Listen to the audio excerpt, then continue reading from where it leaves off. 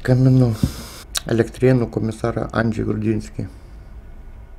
Elektrėnų policijos komisariatas rašinė klauso. Klausau. Labadiena. Labą. Skambinu Andžiui Grudzinskį. Klausau jūsų. Skaidri politika Gintaras Radvila. Norėjau jūsų pasiteirauti dėl penktadienio įvykio. Į mus kreipėsi, kuri buvo sulaikyta, uždaryta 24 valandoms ir iš jos buvo atskirti vaikai. Mes norėtume jūsų komentaro. Aš negaliu nieko jums ką pasakyti papildomai. Man atrodo, jūs jau kreipėtės į vyriausią policijos komisariatą, ar ne jūs kreipėtės į viešųjų ryšių poskyrį dėl informacijos papildomas. Ne aš.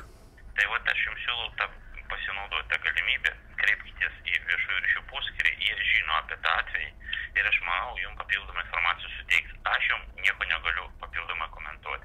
Jeigu jūs palaikot kontaktą su ta ponė, tai pas ją ir paklauskite, jinai kažką daugiau pasakys. Ne, tai ponios versija yra jos versija.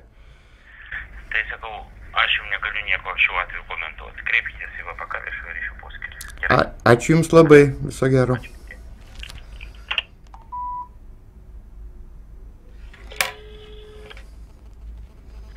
Komunikacijos poskyris. Labadiena. Labą dieną. Ponia Julija. Oi, ponės Julijos jau mes senai neturim, jinai augina dukrytę. Nuostabu. Nuostabu. Su kuo turiu garbės? Su Loreta Kairienė. Ponia Loreta, aš skambinu dėl įvykio penktadienio Elektrėnuose. O kas čia apie Elektrėnuose to įvykis toks buvo?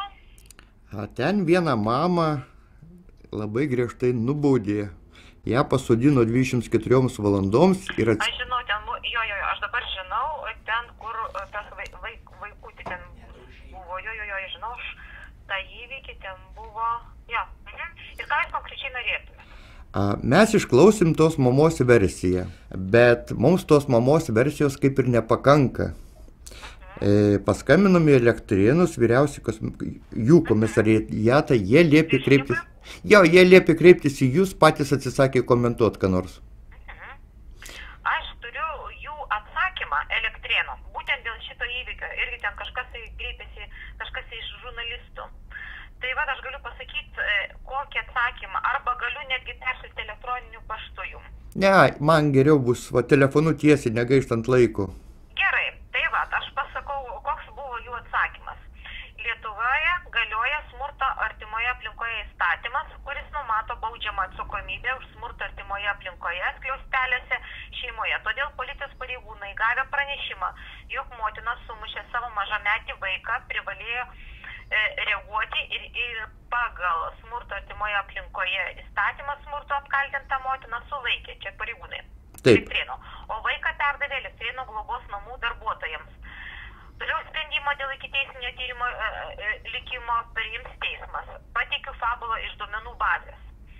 2016 m. rugpjūčio 26 d.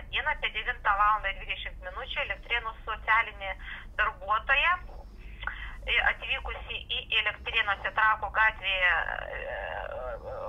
esantį butą aplankyti socialinės rizikos šeimą nustatė, kad mažametis vaikas gimęs 2007 metais yra sumuštas ant veido kairėje pusė, matėsi paraudęs skruostas ir ausis.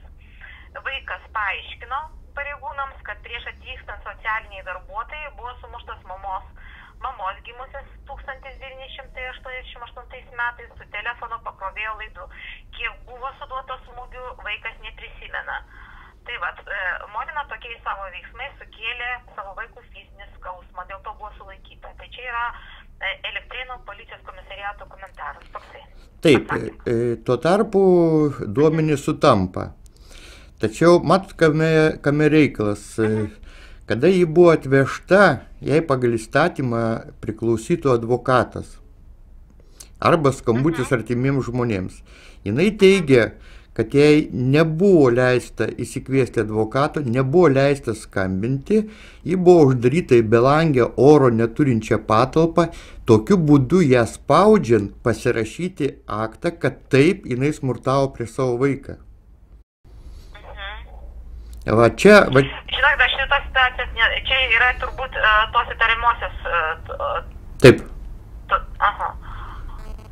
Tai jūs, jeigu galit, mūsų bendruoju paštu atsiųskit va šitą, ką jūs norit konkrečiai sužinoti iš elektroninės, nes mes tikrai daugiau nieko nežinom apie šitą situaciją plačiau. Tik tai tiek, kiek gavom tą paaiškinimą iš Elektrėnų policijos komisariato.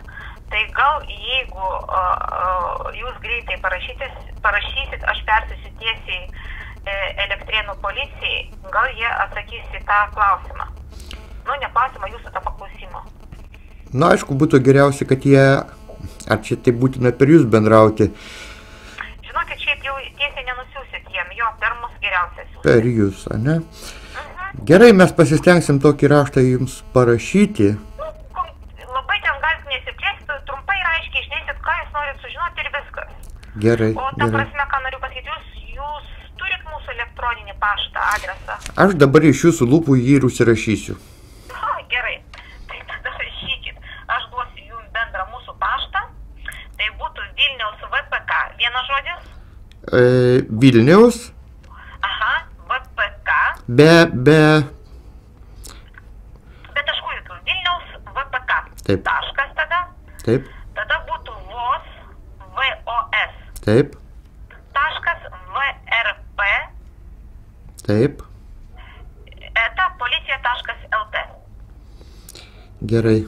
O kreiptis į ką nors?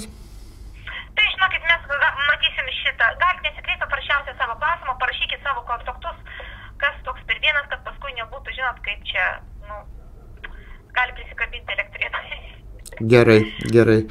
Ačiū Jums labai, Loreta, už pokalbį. Prašom, gerai, iki lauksim laiško Jūsų. Viso gero.